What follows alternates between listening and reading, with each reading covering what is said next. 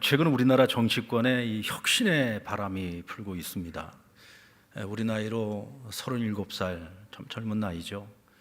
이준석 씨가 보수야당 대표로 당내 경선을 통해서 추대가 되었습니다. 아직 미혼이래요. 결혼도 안 했고요. 정치인으로 입문을 해가지고 아직까지 국회의원 배지를 한 번도 다른 적이 없습니다. 그런데 이번에 선거를 통해서 이 보수 야당의 당 대표가 된 겁니다. 이건 굉장히 신선한 사건이고, 어떻게 보면 신선을 넘어서 이건 거의 파격적인 일이라고 말할 수 있을 것입니다. 그 바람에 국민들로부터 외면을 받고 있던 거대 보수 야당이죠. 국민의힘이 압도적인 지지율을 얻게 되었습니다. 게다가 보수 야당에 대한 그동안의 국민들의 어떤 회의감이 기대감으로 바뀌고 있는 그런 분위기를 보게 됩니다. 이 개혁의 분위기에 압도당한 청와대가 이번에 너무 깜짝 놀랐는지 25살 아직 대학을 졸업하지도 않은 여대생을 청와대 1급 비서관으로 영입을 했어요.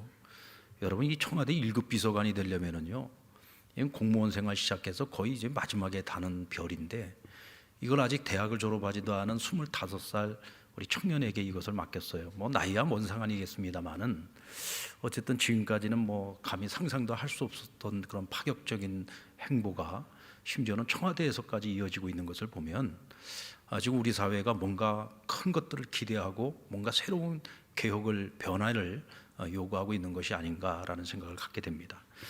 현 정치권에 분노한 2030 세대의 마음을 잡기 위해서 정치권이 굉장히 발빠르게 움직이고 있구나 라는 생각도 하게 되지만, 지금 우리 사회적 분위기가 더 이상은 안 되겠다, 이대로는 안 되겠다라고 하는 것이 우리 국민들의 지금 정서가 아닌가라는 생각이 듭니다. 촛불 시위를 통해서 이제 새로운 정권이 들어섰을 때에 정말 국민들이 굉장히 열망을 했어요. 뭔가 달라지겠지 하고 굉장히 큰 기대를 가지고 열망을 가지고 시작을 했는데, 열망이 실망으로 바뀌었고 이제는 실망이 절망으로 바뀌고 있는 것이 아닌가라는 생각이 듭니다. 이제는 기존의 기성세대의 이 기득권 세력, 기존의 정치인들에게 이 국민들이 너무 식상해버린 것 같아요. 이제는 뭔가 참신하고 혁신적인 인물이 나와서 새로운 개혁의 물줄기를 펼쳐주기를 바라는 이 국민들의 기대감이 이번에 이런 결과로 나타난 것이 아닐까라는 생각을 해봅니다. 선거 때가 되면 정치인들이 국민들에게 한 표를 얻기 위해서 가장 많이 사용하는 단어가 있습니다. 바로 섬김이라고 하는 단어인데요, 낮은 자세로 국민의 종이 되겠습니다. 그리고 국민을 정말 진심으로 섬기는 정치인이 되겠습니다. 종이 되겠다, 섬기겠다, 참 많은 말들을 남발합니다. 그런데 문제는 섬기겠다고 얘기하고 종이 되겠다고 얘기하는 사람들이 권력을 갖기 전과 권력을 갖고 난 그 이후의 자세와 태도가 180도 바뀐다는 거죠. 내가 언제 그랬냐는 듯이 바뀐다는 거예요. 여기에 이제 우리 국민들이 너무 식상해 버린 겁니다. 어떤 말을 해도 그것을 진실로 받아들이기가 어려워져 버린 거죠. 오늘 본문에서 예수님이 당시 집권자들에 대해서 하신 말씀을 들어보면은 이 과거와 그리고 현재가 굉장히 대동소이하다는 것을 알 수가 있습니다. 25절 말씀 같이 한번 읽어볼까요? 시작. 예수께서 제자들을 불러 이르시되 이방인의 집권자들이 그들을 임의로 주관하고 그 고관들이 그들에게 권세를 부리는 줄을 너희가 알거니와. 힘과 권력을 가진 자들이 무엇을 부린다고요? 권세를 부린다. 이거 예수님 말씀입니다. 예수님께서 당시의 집권자들, 권력을 가진 자들을 바라보니 그들은 자신들에게 주어진 힘과 권력을 가지고 국민들, 백성들을 섬기는 사람들이 아니라 그들을 지배하고 다스리고 통치하려고 하는 사람들이라는 거예요. 근데 주님께서 이 말씀을 하신 배경을 살펴보면은 오늘 이 세상의 권력가들이나 이 집권자들이나 오늘 너희의 모습, 제자들의 모습이 하나도 다를 것이 없다는 겁니다. 왜냐하면 오늘 이 제자들이 보여주고 있는 모습은 이 세상의 권력가들과 마찬가지로 권력에 대한 욕망과 집착에서 벗어나지 못하고 있는 모습을 보여줬거든요. 주님은 지금 십자가의 길을 준비하고 있습니다. 이제 제자들을 놔두고 십자가의 길을 지난 후에 하나님 아버지께로 가야지 돼요. 주님 없이 그들이 살아가야 될, 또 그들이 감당해야 될 사명을 생각하면 주님께서 너무너무 걱정이 되시는 거예요. 왜? 아직도 깨닫지 못하고 철없는 제자들이거든요. 그래서 그들에게 십자가의 길이 어떤 길인지를 말씀해 주셨고, 앞으로 내가 겪어야 되는 순환이 무엇이고, 남은 너희들에게 아버지께서 보내실 성령이 임하면 너희가 앞으로 이런 일들을 할 수 있을 것이고, 앞으로 일어날 일들에 대해서 상세하게 가르치고 또 자신이 가야 되는 십자가의 길을 말씀해 주시는데도 이 철없는 제자들이 그걸 깨닫지를 못하는 거예요. 이 십자가의 길이 대체 무엇인지조차도 이해를 못하는 겁니다. 주님이 말씀하시는 왕국은 하나님의 나라였습니다. 근데 이 제자들은 이 지상에 다윗과 같은 왕국이 세워질 거라는 기대감을 갖고 있었어요. 그것은 모든 이스라엘 백성들이 가지고 있었던 꿈과 기대와 하나도 다를 바가 없었습니다. 주님께서 새로운 왕국을 건설하시면 누가 예수님이 좌우편에 서게 될 것인가, 누가 이 정치권에서 절대 권력을 가진 자의 좌청룡 우백호가 되어서 그 권력을 누릴 것인가, 이 문제를 가지고 제자들끼리 있지도 않은 권력을 갖고 자기들끼리 싸우고 다투고 있었단 말이죠. 주님이 그들을 바라보시면서 얼마나 한심했겠습니까? 그러니까 주님 말씀이 이거예요. 야, 세상의 권력가들이나 너희가 뭐가 다를 것이냐? 하나도 다를 것이 없다. 당시 예수님을 죽이려고 했던 사람들이 누굽니까? 대제사장들, 바리새인들, 서기관들, 장로들이었습니다. 왜 그들이 단합했습니까? 사실 그들은 하나가 될 수 없는 사람들이었어요. 가치관도 달랐고요, 세계관도 달랐고요.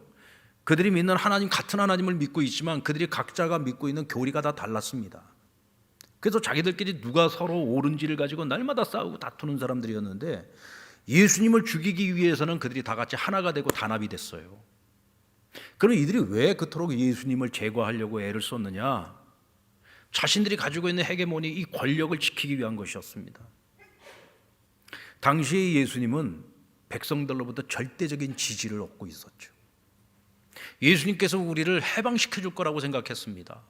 과거의 다윗 왕국과 같은 그런 강력한 새로운 나라를 세워줄 거라고 부푼 꿈을 가지고 있었어요. 백성들의 생각이나 제자들의 생각이 다를 것이 없었고, 이 제자들은 그 중에서도 누가 최고 권력을 쥐게 될 것인가, 이걸 갖고 서로 다투고 있었단 말이죠. 그러니까 주님 말씀이 뭐냐? 야, 나를 죽이려고 하는 자들이나 너희가 뭐가 다를 것이냐? 세상의 집권자들과 너희가 무엇이 다를 것이냐? 적어도 너희는 그들과 달라야 되지 않겠느냐? 너희는 다른 길을 가야 되지 않겠느냐? 하고 말씀하고 계시는 거예요. 그래서 주님께서 평상시에 제자들에게 가르치실 때에 너희는 넓은 문으로 가지 말고 좁은 문으로 들어가라 그랬어요. 넓은 길로 가지 말고 좁은 길로 가라고 했습니다. 사람들이 왜 넓은 문, 넓은 길로 몰립니까? 그 길은요, 높은 자리를 탐하는 길이고, 섬김을 내가 섬기는 길이 아니라 내가 섬김을 받는 길이고, 내가 누군가에게 다스림을 받는 것이 아니라 내가 지배하고 통치하는 자리에 올라서는 거예요. 그게 넓은 길입니다. 그러니까 그 자리에 사람들이 올라서기 위해서 끊임없이 경쟁하고 그곳에 사람들이 몰리는 거예요. 그러니까 수백 대 1, 수천 대 1의 경쟁률이 있는 거죠. 근데 반면에 주님께서 말씀하시는 좁은 문은 아예 사람들 어느 누구도 그 길 갈 생각을 안 합니다. 그런 좁은 문, 좁은 길이 있다는 것조차도 사람들이 몰라요. 주님께서는 너희는 그 길을 가야 된다는 거예요. 제자들 보고 그 길을 가라고 말씀하십니다. 오늘 그리스도 안에서 하나님의 자녀가 되고 제자된 길을 걷고 있는 저와 여러분에게도 좁은 문으로 가라는 거예요. 좁은 길로 가라는 거예요. 왜 그렇습니까? 우리는 주님의 제자들이니까요. 그러니까 세상과 달라야 되는 거죠. 가치관이 달라야 되고, 방향성이 달라야 되고, 우리가 추구하는 것이 달라야 되고, 살아가는 삶의 방식이 달라야 된다는 겁니다. 사람들이 열심히 공부하고 경쟁하고 노력하는 이유는 1등이 되기 위한 것 아닙니까? 더 많은 것을 차지하고 더 좋은 위치에 서고 싶고 더 많은 섬김을 받고 싶고 더 많은 것들을 누리고 싶고, 그런데 그런 사람들에게 지배가 아닌 섬김의 자리에 서라고 말한다면 누가 그것을 받아들이겠습니까? 심지어는 제자들조차도 이것을 받아들이고 싶지 않아요. 그렇게 오랜 시간 동안 주님께서 3년 동안을 가르치셨는데도 불구하고 섬길 생각이 없어요. 섬김 받는 자리에 서고 싶은 겁니다. 섬기는 자리에 서는 것이 마치 실패자요 낙오자인 것처럼 오늘 제자들조차도 그렇게 생각을 하고 있었다는 거죠. 그런데 여러분, 주님께서는 제자들에게 1등이 되라고 하시지 않습니다. 1등이 되라고 하지 않아요. 한번 따라해봐요. 인류가 되라. 1등이 되지 말고 인류가 되라는 거예요. 여러분, 1등과 인류는 다릅니다. 인류의 길을 가는 것, 인류의 삶을 살아가는 것은 정복하고 지배하고 다스리는 길이 아니라 낮아지고 섬기고 자기를 희생하면서 가야 하는 길이에요. 이것이야말로 개혁이 아니겠습니까? 당시 사람들이 생각하고 있었던 그 잘못된 생각을 바로 잡아주는 것이 개혁이잖아요. 그래서 이 개혁은 누군가가 나서서 좁은 문으로 들어가고 누군가가 나서서 없는 길처럼 보이는 그 좁은 길을 개척하며 그 길을 걸어가야 돼요. 그래야 이런 길이 있었구나 라고 하는 것을 알고 이 길이 바른 길이고 선한 길인 줄 알고 사람들이 뒤따라가는 겁니다. 그래서 주님이 그 길을 먼저 앞서서 걸어주신 겁니다. 아무도 가지 않는 길, 희생하는 길을 주님께서 묵묵히 그 길을 걸어가 주신 거예요. 여러분, 하나님의 아들이 친히 인간의 몸으로 이 땅에 오시지 않았습니까? 가장 낮고 천한 자들과 함께 하시면서 그들의 몸과 마음과 영혼을 치유하시고 만지시고 아무런 기대도 소망도 없었던 그들에게 예수님께서 하나님 나라에 대한 소망을 갖도록 해주셨잖아요. 세상은 죄인들을 정죄하지만 예수님께서는 내가 죄인을 구원하러 오셨다고 말씀하시고 그 죄인을 구원하시기 위해서 자기 몸을 희생해서 인류에게 구원의 길을 열어주시지 않았습니까? 철저하게 좁은 문으로 철저하게 좁은 길을 먼저 앞서 걸어주신 것입니다. 그래서 오늘 제자들에게는 누구든지 크고자 하는 자는 섬기는 자가 되고 누구든지 으뜸이 되고자 하는 자는 종이 되라고 말씀하십니다. 누군가를 이기고 올라서는 1등이 아니라 누구에게나 없어서는 안 될 필요한 존재가 되라는 거예요. 그것이 인류의 삶이라는 것입니다.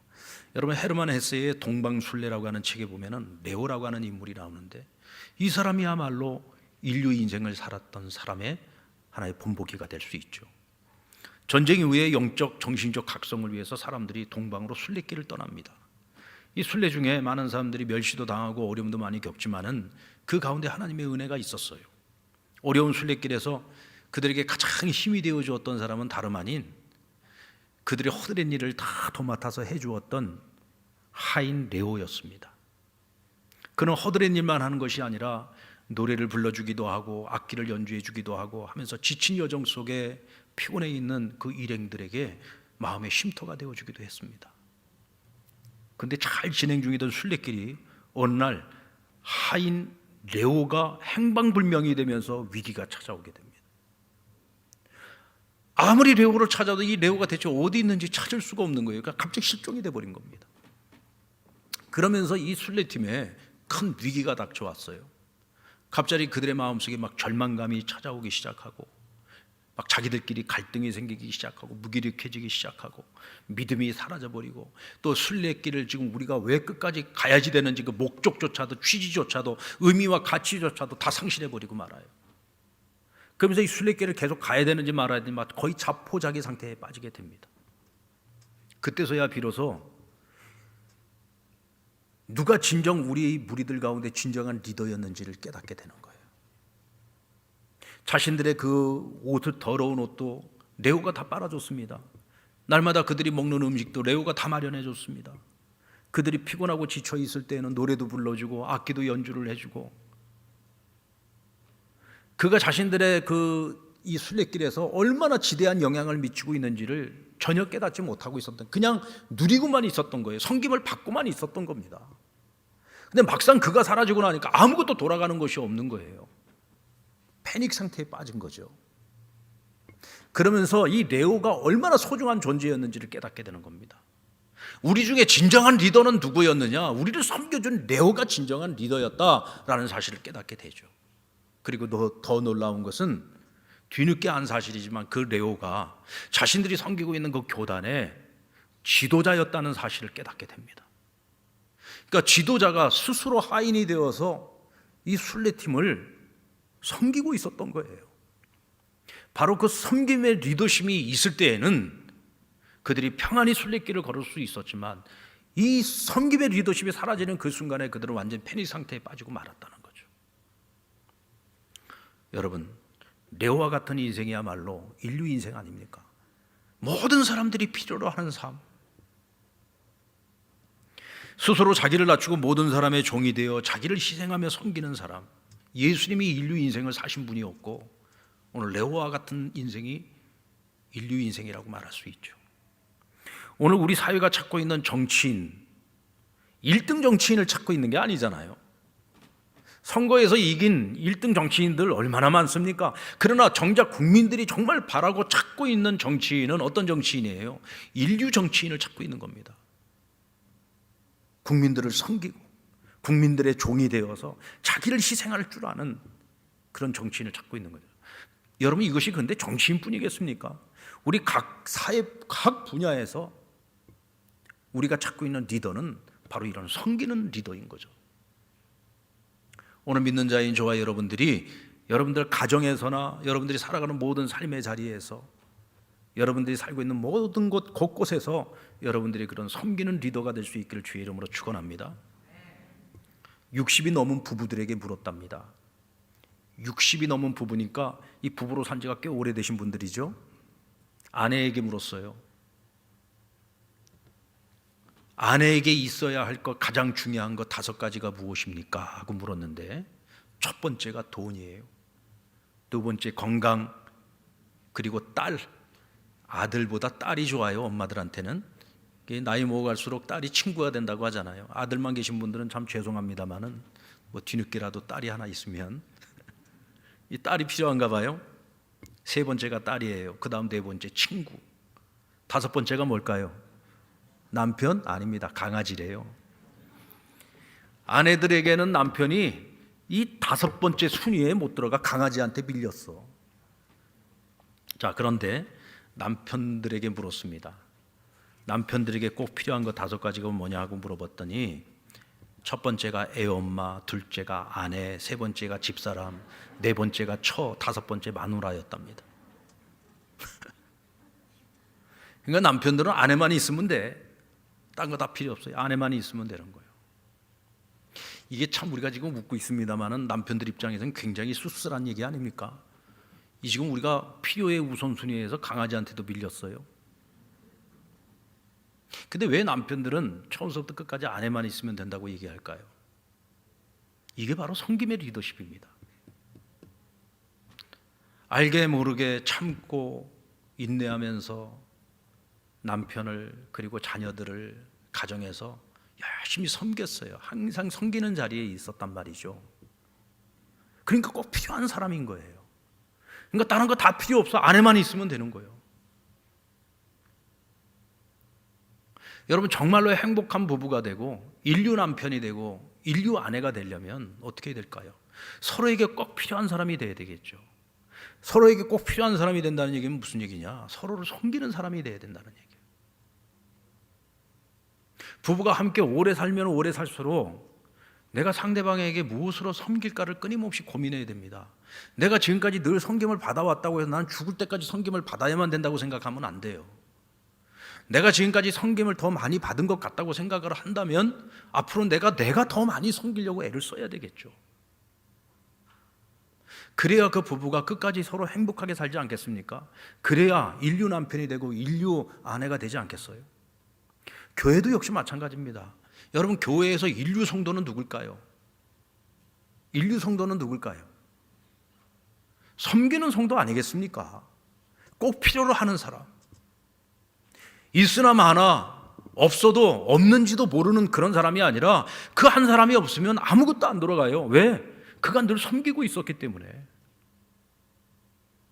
여러분, 우리가 신앙생활을 해도 인류 신앙생활을 해야 되지 않겠습니까? 그러려면은 섬기는 종이 돼야 됩니다. 어느 곳에서든지 우리가 섬기는 삶을 살아갈 수 있을 때에 우리는 인류 인생을 살아갈 수가 있는 거죠. 주님께서는 이 인류 인생을요, 자신의 삶으로 실천해서 보여주셨어요. 말만 갖고 하신 것이 아니라 삶으로 실천하여 보여주셨습니다. 그러니까 오늘 우리에게 말씀하시는 거예요. 내가 그렇게 걸어간 것처럼 너희도 뒤따라와. 내가 걸어간 그 길 너희도 뒤따라와 라고 말씀하시는 거예요. 왜? 앞서서 그와 같은 삶을 살아 보여주셨으니까. 여러분, 1등이 되지 말고 인류가 되시기를 바랍니다. 인류 인생을 살아야 됩니다. 그런 의미에서 우리 주님은 만왕의 왕이시면서 동시에 섬김의 왕이었습니다. 영성신학자인 리처드 포스터는 예수님의 권위에 대해서 이렇게 정의하고 있어요. 예수님이 말씀하신 영적 권위는 지위나 혹은 직함에서 찾는 권위가 아니라 수건에서 찾는 권위다. 이 수건에서 찾는 권위라는 게 뭘까요? 예수님께서는 한심한 제자들, 여전히 깨닫지 못하고 여전히 세상의 권력자들과 다름없는 모습으로 주님의 마음에 실망만 안겨주었던 제자들. 여러분, 주님께서 십자가에 달려 돌아가실 때 그 옆에 제자들이 있었던 거 아닙니다. 강도들이 있었어요. 깨닫지 못하면 여러분 제자가 아니라 강도가 될 수 있는 겁니다. 그런 제자들이었는데 주님께서 어떻게 하셨어요? 무릎을 꿇고 허리에 수건을 차고 그 더러운 제자들의 발을 씻기시고 수건으로 그 발을 닦아주시면서 그 발에 입맞춤까지 해주십니다. 이게 바로 예수님께서 보여주신 섬김이고, 예수님이 가지고 있었던 그 영적 권위는 어디로부터 왔느냐? 바로 이 섬김으로부터 영적 권위가 왔다는 것입니다. 기독교가 인류에 끼친 가장 큰 공헌은 낮은 사람들을 발견하여 그들을 섬긴 거예요. 예수님께서 이 땅에 오셔서 섬겼던 사람들은 어떤 사람들입니까? 예수님이 찾아다녔던 사람들이 어떤 사람들이에요? 힘 가진 사람들, 돈 많은 사람들, 권력 가진 사람들이었습니까? 아니요.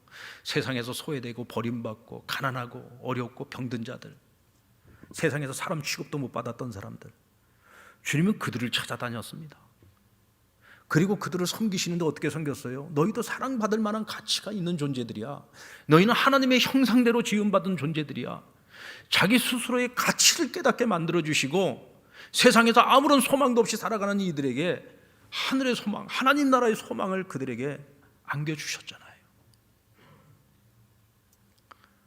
이 땅에 기독교가 한 가장 큰 일이 무엇이었습니까? 여러분, 이 나라가 과거에 그 봉건주의 사회국가였던 이 조선시대에 기독교가 들어오고 또 구한말에 기독교가 들어오고 또 근대화 사회 속에서 이 기독교가 얼마나 많은 영향력을 미쳤습니까? 기독교가 제일 먼저 한 일이 뭐였어요? 여러분들 요즘은 뭐 우리 여성들도 다 공부 많이 하잖아요. 옛날에는 여자는 학교에 가는 게 아니었습니다. 아무리 돈이 많아도요, 딸들은 공부를 안 시켰어요. 근데 선교사들이 와서 보고 이건 안 되겠다 해서 만든 것이 여학교를 만들게 된 겁니다. 여학교를 만들어서 여학생들 데려다가 공부를 시킨 거예요. 그게 여러분 우리나라 여성 인물들을 키워내는 선구자적인 역할을 한 겁니다. 당시만 해도 신분의 차별이 있었잖아요. 양반, 쌍놈, 백정까지. 교회 안에서는 모두가 다 평등하고 모두가 다 하나였어요. 그래서 이 신분 차별을 폐지시키고 평등의식을 심어주는 일을 교회가 앞장서서 했던 겁니다. 나라가 일본에게 넘어가고 정말 아무런 희망도 소망도 없어서 우리 한국의 남자들은요, 이 도박과 그리고 뭐 마약, 담배, 뭐 술 이런 거에 완전히 빠져서 살았어요. 선교사들이 들어와서 한 일이 뭡니까? 사회개혁운동을 먼저 시작을 했잖아요. 나라를 잃어버리고 절망 중에 있었던 이 나라에 독립운동을 시작을 하고 3.1운동의 선구자적인 역할을 하지 않았습니까? 이게 교회예요, 여러분. 이게 교회의 정신이고 복음의 정신인 겁니다. 가난하고 어려운 과부들을 위해서, 고아들을 위해서 고아원을 세우고 병원을 세우고 모자원을 세우고, 이거 다 누가 했어요? 이 정부가 시작을 했던 일이 아니에요. 이게 전부 다 교회가 시작을 했던 일들입니다. 이게 복음 정신이고 이게 기독교 정신인 거죠. 며칠 전에 신방을 가는 길에 저희 교회 이용욱 목사님이, 그 친구 목사님이 지금 미얀마에 선교사로 나가 있는데 이제 그 선교하고 있는 친구로부터 이제 들은 이야기라고 저한테 전달을 해주더라고요. 지금 미얀마가 이런 쿠데타가 일어나고 지금 뭐 나라 사정이 거의 내전 상황으로 지금 치닫고 있지 않습니까? 그러다 보니까 학교도 지금 다 폐쇄된 상태고 또 뭐 상점이라든지 뭐 백화점이라 이런 데도 지금 다 문을 닫고 있어요. 그러니까 지금 뭐 국민들이 지금 삶이라고 하는 것이 뭐 좀 최악의 형편없는 상태입니다. 근데 얼마 전에 이 군부 정권이 학교 다시 문을 열고 등교를 해라. 그리고 뭐 백화점이라든지 상점들 다 문 열어라. 정상적으로 이제 모든 것들이 다시 돌아간다.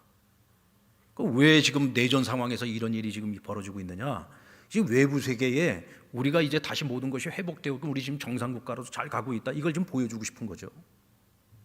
근데 이제 그런 와중에 우리 미얀마에 있는 우리 선교사님들이, 우리 한국 선교사님들이 지금 여러분 미얀마에 있는 선교사들 가운데 외국 선교사들은 거의 다 빠져나갔어요. 지금 뭐 미얀마 상황이 거의 내전 상황에 너무 불안한 상황이기 때문에 이게 생명의 위협을 느낍니다. 그러니까 다 떠난 거예요. 근데 우리 한국 선교사들은 아직도 미얀마 땅이 그대로 지키고 있어요. 그러면서 선교센터들이 이제 문을 열고 다시 개방을 했는데 놀라운 기적과 같은 일들이 일어나기 시작했습니다. 지금 이 사건이 터지기 전에는 선교센터에 아이들이 한 20명, 많아야 한 30명 정도 모이던 아이들이 문을 열자마자 막 100명, 200명 완전히 몰려오고 있다는 거예요. 왜 이런 일이 벌어지고 있느냐? 선교사들이 국민들의 아픔과 그들의 그 눈물을 닦아주면서 그들과 고통을 같이 나누면서 그들을 그 자리에서 섬기고 있었던 거예요. 여러분, 미얀마의 국교가 뭡니까? 불교입니다. 불교 국가예요. 이 불교 뭐 스님들이나 이 절이 가지고 있는 이 권력이라는 거 하는 건 뭐 이거는 엄청난 권력이죠. 그러니까 이 미얀마 땅에서 선교를 한다는 건 정말 힘들고 어려운 일이었습니다. 그런데 이번 사태를 통해서 진정으로 우리와 함께 해주면서 우리를 위해서 자기를 희생하고 섬겨주는 사람들은 한국인 선교사들이라는 거예요. 그러니까 누가 오라고 뭐 초청을 한 것도 아닌데 자기 집 아이들을 갖다가 선교센터로 그냥 막 보내고 있는 겁니다. 그러니까 그 아이들을 다 받아들이고 다 감당하기가 어려울 정도로 지금 아이들이 몰려오고 있다는 거예요. 여러분, 섬김이라고 하는 것은요, 이와 같이 말없는 혁명을 가져옵니다. 이 섬김이 사람들의 마음에 감동을 주니까 그들이 가지고 있었던 생각과 가치관과 심지어는 종교에까지도 영향을 미치게 되는 거예요. 자신만 잘 되기를 바라는 마음을 우리는 욕망이라고 하죠. 이웃과 함께 잘 되기를 원하는 마음을 우리는 사랑이라고 말합니다. 욕망을 실현하기 위해서는 누군가 타인의 희생을 필요로 한다면 사랑이 실현되기 위해서는 나의 섬김과 희생이 필요하죠. 우리 사회가 사회 지도층에게 가장 실망하고 있는 것이 뭡니까? 내로남불 아니에요. 나는 되고 너는 안 되고. 이게 얼마나 이기적인 생각입니까? 철저하게 자기중심적인 생각이잖아요. 이런 내로남불 이거 없어져야죠. 이게 없어져야 개혁이잖아요. 근데 사실 우리는 정치인들을 보면서 권력 가지고 있는 사람들을 보면 왜 당신 내로남불 하냐 그러지만 솔직히 이 손가락을 우리 자신을 한번 향해 보세요. 나는 그러면 어떤가? 여러분들 우리는 내로남불 안 하고 있습니까? 우리 자신에 대해서는 우리가 얼마나 관대합니까? 그러나 남에 대해서는 우리가 엄격한 잣대를 가지고서 평가하잖아요. 사실은 바뀌어야죠. 우리 자신에 대해서는 엄격하게 하나님 말씀에 비추어서 우리가 주의 말씀대로 살려고 애를 써야 된다면 다른 사람에 대해서는 좀 더 관대함을 가지고 바라볼 수 있어야 되잖아요. 주님이 좁은 문으로 걸어가라는 건 바로 그런 삶을 살라는 거거든요. 근데 사실 부끄러운 이야기지만 우리조차도 그렇게 살지 못했어요. 그러면 이 내로남불이 지금 온 세상에 지금 편만한 가운데 살고 있는데 그럼 어떻게 이런 잘못된 가치관을 우리가 변화시킬 수 있을까? 저는 이 일을 교회가 해야 된다고 생각합니다. 우리 믿는 사람들부터 먼저 실천을 해야 된다고 생각을 해요. 왜 그렇습니까? 오늘 주님이 제자들에게 말씀하셨잖아요. 너희 중에는 그렇지 아니하나니, 이 말은 너희는 달라야 되지 않냐라는 말이거든요. 너희는 하나님의 자녀들이잖아. 너희는 하나님 나라의 소망을 두고 살아가는 사람들이잖아. 그렇다면 너희는 달라야 되잖아. 세상 사람들보다는 더 거룩한 가치를 갖고 살아야 되잖아. 1등이 아니라 인류의 삶을 살아야 되잖아 라고 주께서 우리에게 권면하고 계시는 거죠. 이때 어떤 기적이 일어납니까? 나는 열심히 섬기는 삶을 살았을 뿐인데 어느 순간에 내가 큰 자가 되어 있어요. 내가 누군가의 종이 되어서 내가 종된 인생을 살아가려고 열심히 애를 썼는데 어느 날 보니까 내가 으뜸이 되어져 있는 거예요. 이와 같은 기적을 하나님께서 만들어 가시는 겁니다. 여러분, 이런 사람들이 높은 자리에 올라가고 이런 사람들이 으뜸의 자리에 서게 된다면 그들은 절대로 군림하는 자가 되지 않을 겁니다. 지배하려는 자가 되지 않을 거예요. 이와 같은 사람들은 초심을 잃지 않고 끝까지 세상을 바꾸고 세상을 개혁해 나가기 위해 섬기는 인생을 살지 않겠습니까? 며칠 전에 저희 교회 남상재 집사님 가정에 신방을 다녀왔습니다. 제가 우리 성도들 얘기할 때는 이름을 잘 밝히지 않아요. 근데 제가 오늘은 이름을 밝히는 이유는 우리가 좀 도전을 받아야 될 것 같아서 제가 말씀을 드립니다. 이 집사님 가정이 경북 김천으로 이사를 간 지 몇 년이 됐습니다. 지금 그곳 홍인농원이라고 지금 축산업을 하고 계시는데, 이번에 제가 이제 우리 목사님들하고 같이 그곳에 신방을 가는데 꽤 멀어요. 이 시간이 2시간이 훨씬 넘게 걸리더라고요. 근데 이 주말마다 오는 거예요. 주말마다. 몇 년째 주말마다 오고, 주말마다. 아내와 아이들은 금요일 날 오고 본인은 토요일 날 내려와요. 그래서 제가 가서 가는 길에 우리가 놀랐어요. 야, 이거 너무 이 먼 거리를 어떻게 맨날 주일마다 오고 갈까? 그래서 제가 집사님하고 인사하면서, 집사님, 이게 와 보니까 이렇게 먼데 이 먼 거리를 갖다 주말마다 어떻게 내려오느냐고. 그때 이 집사님 얘기가, 그러게요, 목사님. 교회 가면 교인들마다 그 얘기를 한다는 거예요. 이 먼 거리를 갖다가 어떻게 다니느냐고. 그러면서 어떤 분들은 그냥 가까운 데 가지. 아니 지금 잘 오고 있는 사람하고 뭐 또 가까운 데로 가래. 나 진짜 말이나 말지 진짜. 그런 말은 하나님만도 못한 말이에요. 괜히 쓸데없는 소리들 하지 말아요. 사실 그렇잖아요. 교인들이 여기 부산만 가더라도 교회 떠납니다. 어떤 분은 김해 갔다고 떠나더라고. 세상에 그 거리 얼마나 된다고.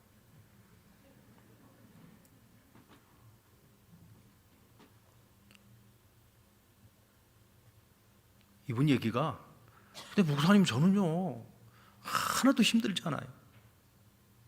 토요일 날 아침부터 주일 날 교회 가서 예배 드릴 걸 생각을 하면은 마음이 설레고 너무 행복하다는 거예요. 너무 행복하다는 거야. 그러니까 오는 교회까지 운전을 하면서 오는데, 교회까지 오는 그 길이 마치 여행을 떠나는 마음으로 온다는 거예요. 너무 행복하다는 거예요. 그러면서 하는 얘기가, 목사님 저 절대로 상남교회 안 따라갑니다.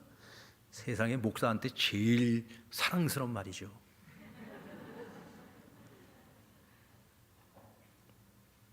자, 그러면 여기서 끝나는 게 아닙니다. 그럼 부인 되는 유호남 집사님은 그 왜 금요일 날 오느냐? 이사 가기 전에 벌써 오래됐어요. 한 10년이 넘게 우리 상남교회에 새소식부라고 해가지고 이 아이들한테 전도를 하는 전도팀이 있어요. 이 새소식부 모임을 매주 금요일마다 하는데, 그 모임을 이 집사님 집에서 했어요. 그러니까 개구쟁이 아이들 집에 오면은 집에 난장판이 되지 않겠습니까? 근데 그걸 자기 집을 지금까지 오픈해가지고 그 아이들을 다 섬겼던 거예요. 그렇다고 이 집이 생활이 넉넉하냐? 그것도 아니에요. 얘기를 들어보니까 25년 동안 정말 죽도록 고생하셨더라고요. 이제 조금 나아진 거예요. 25년 동안 정말 그런 고생 없이 살았어요. 그렇게 없는 형편에서도 자기 집을 오픈하고 자기 것 꺼내가지고 그렇게 그들을 다 아이들을 섬겼던 거예요. 저희 교회 지금 교회학교에서 가장 부흥하고 있는 것이 어린이부입니다. 이 어린이부에 있는 아이들은 우리 교인 자녀들보다 이 새소식부에서 전도해가지고 데리고 온 아이들이에요. 거의 대부분이. 그런데 이 어린이부가 계속 부흥하고 있어요. 김천으로 이사를 가면서 전도를 계속 해야 되니까 어떻게 했느냐, 여기를 떠나면서 여기에다가 집을 한 채를 마련을 했어요. 이 집을 왜 마련을 했느냐, 새소식부 모임을 계속 가지려고 집을 마련을 한 거예요. 그래가지고 금요일 날 먼저 와가지고 준비를 해서 새소식부 모임을 갖는 겁니다. 그러니까 가족이 같이 내려오는 것도 아니고 따로 내려오는 거야. 여러분 정말 대단하지 않습니까? 우리 박수 한번 합시다.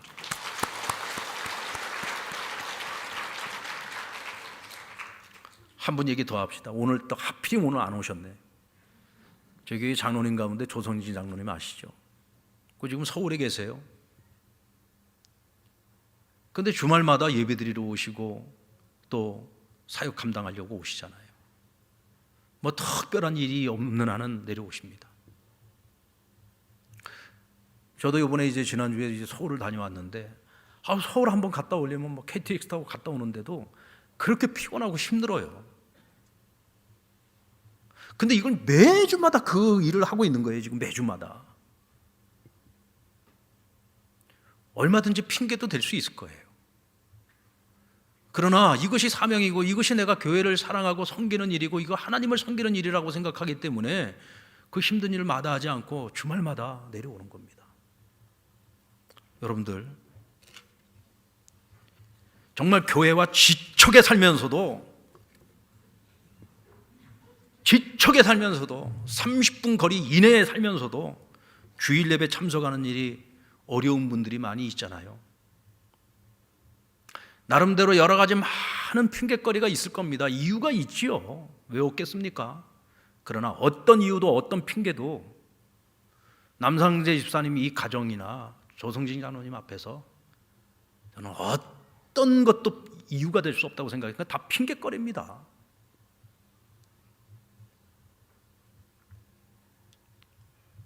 진정한 섬김은 마음에서 우러나오는 거예요.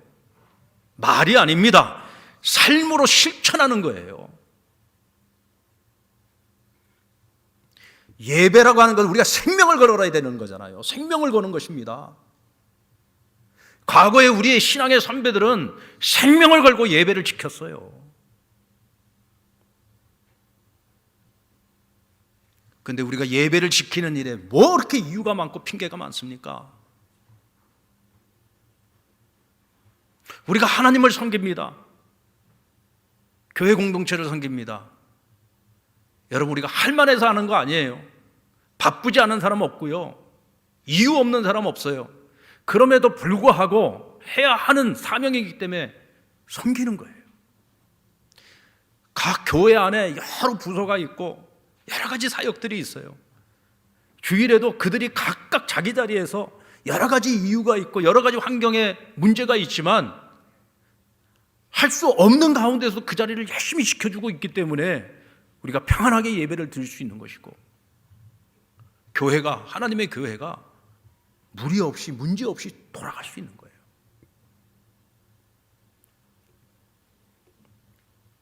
여러분, 사회개혁, 교회개혁, 가정개혁, 이게 여러분 개혁하자고 소리 지른다고 개혁이 일어납니까?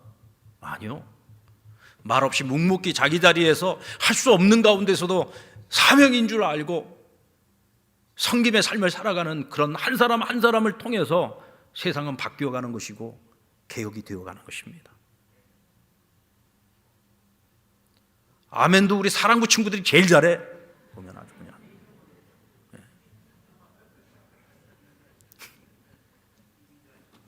진정한 섬김은 사람의 마음에 감동을 주지요. 도전을 줍니다. 그러면서 자연스럽게 사회 개혁도 일어나고 교회 개혁도 일어나고 가정 개혁도 일어나는 겁니다. 한간에는 저렇게 새파랗게 젊은 애가 대표가 돼가지고 어떻게 당을 이끌고 무슨 개혁을 할 수 있겠는가? 뭐 심지어 어떤 분은 내가 맏형이다 그러고는 또 나타나서 이상한 소리, 쓸데없는 소리 하는 분들도 있더라고요. 여러분, 개혁을 하는데 나이가 뭔 상관입니까? 오히려 젊을수록 더 할 수 있죠. 기득권 세력을 아직 누려보지 않았어요. 그러니까 할 수 있는 거예요. 잃어버릴 것이 적어요. 그러니까 할 수 있는 겁니다. 젊기 때문에 어쩌면 할 수 있는 것일 수도 있어요. 근데 사실은 나이는 상관이 없습니다. 진정한 개혁이라고 하는 것은 섬김의 마음만 준비되어져 있다면, 정말 내가 낮아져서 내가 이 섬김을 실천하고자 하는 마음만 있다면 누구를 통해서든지 개혁은 일어날 수 있는 것입니다. 그런데 오늘 주님께서 우리에게 바라시는 바는 그 어느 누구가 아닌 이 땅의 하나님의 자녀들이 그 개혁의 주체가 되어야 된다는 거예요. 이 땅의 교회가 바로 그 개혁의 주체가 되어야 된다는 겁니다. 교회가 정신을 똑바로 차리고 교회가 마땅히 가야 하는 그 길만 걸어간다면 이 세상은 개혁될 수 있다는 거예요. 여러분, 우리 한국교회 초창기에 우리 한국교회 복음화율이 몇 프로였습니까? 1%도 되지 않았습니다. 근데 1%도 되지 않는 그 얼마 안 되는 기독교가 우리 사회를 완전히 바꿔놨어요. 지금 뭐 한국 교회가 많이 줄었다고 해도 지금 적어도 20%입니다. 여러분, 20%의 기독교인들이 우리가 가야 되는 그 길만 제대로 간다면, 좁은 문으로 좁은 길만 걸어간다면, 1등 신앙이 아니라 인류 신앙의 길만 걸어갈 수만 있다면 왜 개혁이 안 일어나겠습니까? 여러분, 바로 그 개혁의 주체가 저와 여러분이 되기를 바라고, 우리 상랑교회가 되기를 바라고, 또 우리 한국교회가 되기를 주님의 이름으로 축원합니다.